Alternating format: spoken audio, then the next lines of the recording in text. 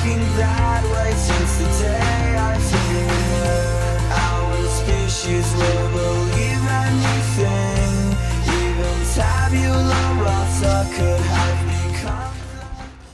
Hello there, Sir from 17 once again, bringing you some more Call of Duty Black Ops, and this time it is a domination on Silo.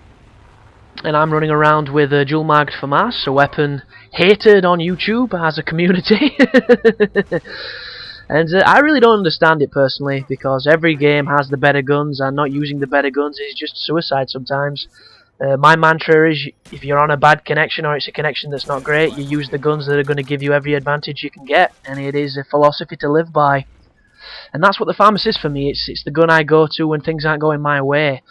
And I do believe that the majority of the people who say don't use the gun or complain about the gun on other commentaries, on, you know, big channels and things, pretty much 100% of those people are the type of folks that use it themselves all the time and they expect other people not to. So, you know, it's just the nature of hypocrisy.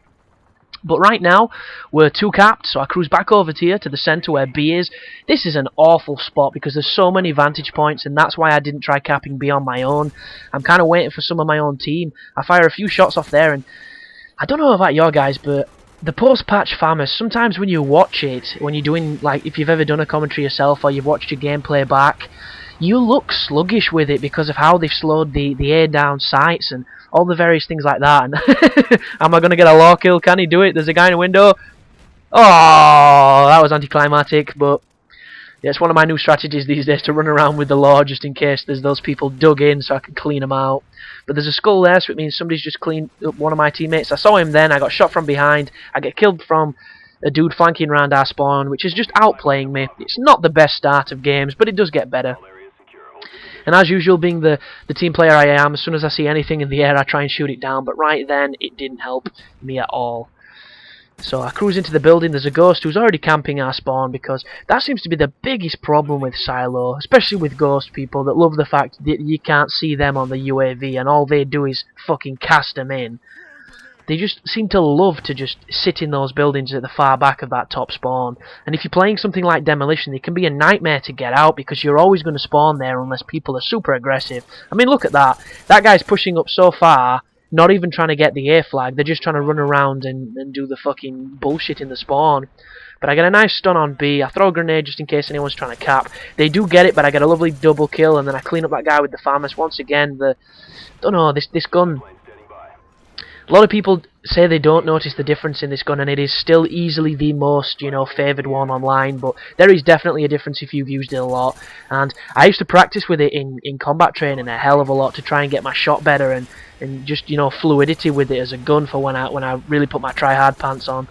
And I really feel the difference, especially now, so much so that I don't use it a lot. And it was the exact same with the 74U when the first...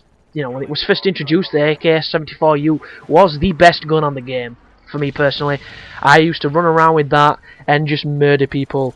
I had so much fun doing it. You were so fast. If you threw a grip on, you had no recoil. You felt like a god. You really did. And as soon as they nerfed the grip on it, it just became a completely different gun, and it was nowhere near as fun to run around with. And I stopped using it, and I never really went back. And these days, if I do use it, I throw rapid fire on it because I'm pretty much obsessed with rapid fire on SMGs. It just seems to make that difference. It's only like the Kipperus that I don't use it for because it doesn't seem to benefit that gun at all. But like the MPL is a boss when you use it.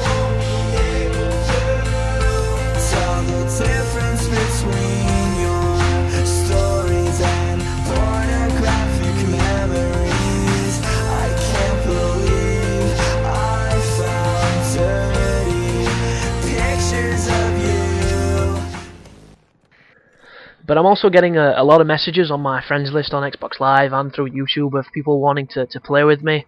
And right now it's not the best time, purely because I'm getting ready to go away for a holiday.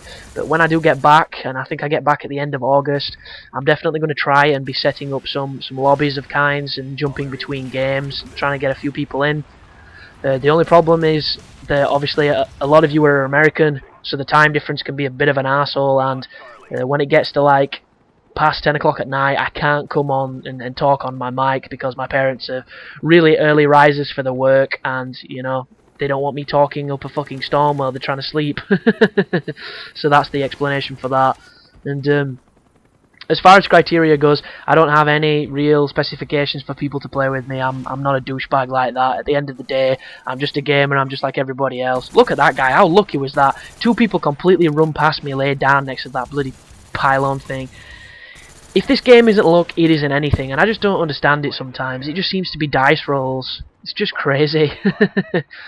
But yeah, my only real specification for people to play with me is try and win. That is it. I don't care how good of a player you are or how good you think you are. Just try and win.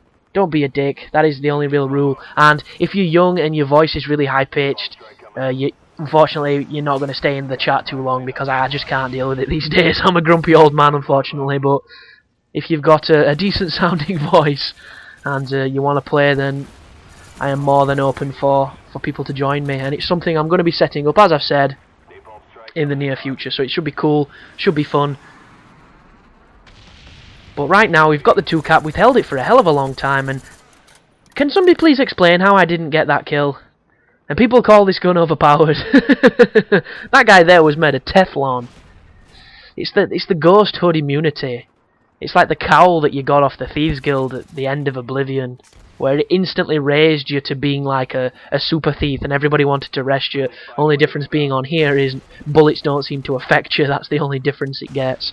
But we've got another skull down here in this goddamn zoo of just wreckage and debris. There's another 2 people trying to get on that B flag, and it seems to have been my real songbird on this game, because every time I come past B, I seem to clean up 2 to 3 guys who are trying to cap it. And it is a bit unfortunate because there's nothing worse than trying to cap a flag and getting your ass kissed. But right then, if you've got 3 people on flags, you should be all forming a triangle and watching every possible vantage point. You shouldn't all be staring forward and hoping that nobody's flanking around, because it's just retarded. And if you're the type of person that does that, it's probably time to start learning a better approach when it comes to capping the objective. But right then, bit lazy shooting from me. I should have got a 2-piece, but luckily enough I get behind the barrels and I clean up a second guy. We're not pushing the triple cap because there's just no need for it. You can get more kills, you can get more points, and it's just a better opportunity to level up and have fun. Obviously, if you're up against a team of arseholes, then I would definitely say push the triple cap just to get the game over and done with, because there's nothing worse than going against complete and utter morons. I've actually got a Call of Duty 4 commentary that I'm uploading as I speak, and it is one of the worst teams I've ever versed, and they're not necessarily bad players, they just made the game so unfun. It was the least fun I've had in Call of Duty in a while, and I hated it. And I ended up getting like nearly 40 kills and about 10 deaths.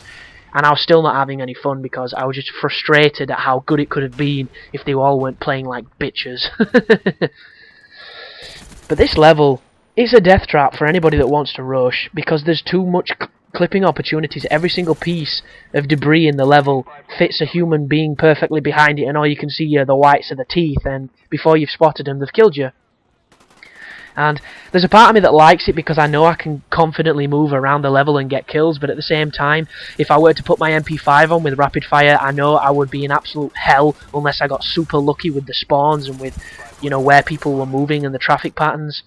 And right there, I'm just spraying for all life of me, making sure they don't take B, cruising back down here, trying to clean people up, and yeah, I get took from behind because there's a ghost in our spawn, and he's been there the entire game because he's a wanker. But thanks for watching, guys, and you take care now.